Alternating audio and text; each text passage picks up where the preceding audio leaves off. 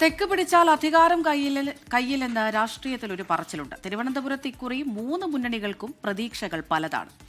കോവളം കൂടി പിടിച്ചെടുത്ത് ജില്ല ചെങ്കോട്ടയാക്കാൻ LDF ആഗ്രഹിക്കുമ്പോൾ 10 സീറ്റിൽ കൂടുതൽ നേടി അധികാരം ഉറപ്പിക്കാനാണ് UDF പ്രവർത്തിച്ചത്. 2016-ൽ പൂവണിഞ്ഞ മോഹം ഇത്തവണ വീണ്ടും ആവർത്തിക്കുമെന്നാണ് BJP ക്യാമ്പിന്റെ ആത്മവിശ്വാസം. തലസ്ഥാന ജില്ല 3 മുന്നണികൾക്കും മോഹപ്പന്താണ്. 14 നിയമസഭാ മണ്ഡലങ്ങളിൽ 8ലേറെ സീറ്റുകൾ പിടിക്കുന്ന മുന്നണി അധികാരത്തിലെത്തുന്നതാണ് കഴിഞ്ഞ 4 പതിറ്റാണ്ടിലെ ചരിത്രം. ആ ചരിത്രം തിരുവനന്തപുരം ആവർത്തിക്കുമോ?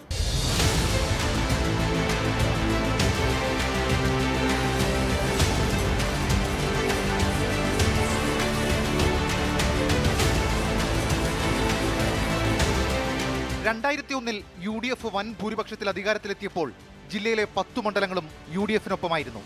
2005-ൽ LDF 9 സീറ്റ് പിടിച്ചപ്പോൾ കേരളത്തിൽ LDF ഭരണമായി. 2011-ലെ നിയമസഭാ തെരഞ്ഞെടുപ്പിൽ ജില്ലയിലെ 8 സീറ്റിലാണ് UDF വിജയിച്ചത്.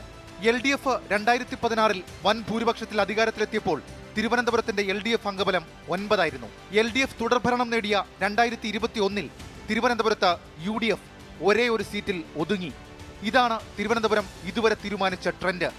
നേമവും വട്ടിയൂർക്കാവും കഴക്കൂട്ടവും തിരുവനന്തപുരത്തിന് കൂടുതൽ പ്രാധാന്യം നൽകുന്നു. നേമത്തടക്കം വിജയത്തിൽ കുറഞ്ഞതൊന്നും LDF പ്രതീക്ഷിക്കുന്നില്ല. തിരുവനന്തപുരത്ത് ഇടതുപക്ഷ ജനാധിപത്യ മുന്നണി ഏറ്റവും നല്ല വിജയം നേടും. കഴിഞ്ഞ തവണ LDF-ന്റെ 2ാം തുടർഭരണത്തിന് വലിയ സംഭാവന നൽകിയ ജില്ലയാണ് തിരുവനന്തപുരം. ഇത്തവണയും അത് ആവർത്തിക്കും, യാതൊരു സംശയവും വേണ്ട. തിരുവനന്തപുരത്ത് ത്രികോണ മത്സരങ്ങൾ എന്ന് പറയാവുന്നത് അത് കോൺഗ്രസിന്റെ ചില അവകാശവാദം മാത്രമാണ്. 1-2 BJP ഞങ്ങളും തമ്മിൽ തന്നെയാണ് നേരിട്ട മത്സരം. ചിലയിടത്ത് ത്രികോണ മത്സരമുണ്ട്, ഇല്ലാന്ന് ഞാൻ പറയുന്നില്ല.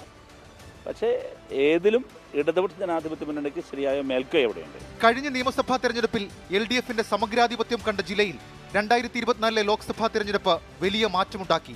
കോവളം ഉൾപ്പെടെ കുറഞ്ഞത് 10 സീറ്റെങ്കിലും പിടിച്ചെടുക്കുകയാണ് UDF-ന്റെ ലക്ഷ്യം. തിരുവനന്തപുരം ജില്ലയിൽ കഴിഞ്ഞ പ്രാവശ്യം കിട്ടിയത് 1 ഇത്തവണ ഞങ്ങൾ 8-ൽ കുറയാത്ത സീറ്റ് കിട്ടും. അപ്പോൾ അത് 10 വരെ ആകാനും സാധ്യതയുണ്ട്. 8 സീറ്റ് എന്തായാലും ഉറപ്പാണ്. അത് ചിലപ്പോൾ 10 വരാം. നല്ല പ്രതീക്ഷയാണ് UDF-ന് ഈ ജില്ലയിലുള്ളത്. തദ്ദേശ സ്വയംഭരണ തെരഞ്ഞെടുപ്പിൽ നടന്നതിനേക്കാൾ മെച്ചമായ അനുകൂലമായ ഒരു തരംഗമായിരുന്നു നിയമസഭാ തെരഞ്ഞെടുപ്പിൽ.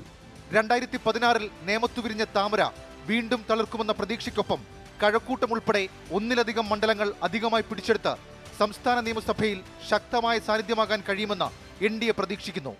BJP തിരുവനന്തപുരം നഗരത്തിലെ 4 നിയോജക മണ്ഡലങ്ങളായിട്ടുള്ള നേമം, കഴക്കൂട്ടം, തിരുവനന്തപുരം, വട്ടിയൂർക്കാവ്, ഈ 4 നിയോജക മണ്ഡലങ്ങളിലും BJP-യുടെ സ്ഥാനാർത്ഥികൾ ജയിക്കും.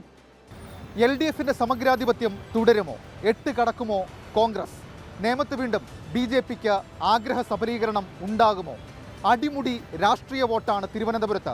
അതുകൊണ്ട് തന്നെ കാത്തിരിക്കേണ്ടി വരും. ക്യാമറമാൻ അരുണ സാറിനൊപ്പം ഷഫീദ് റൌത്തർ, 24 തിരുവനന്തപുരം.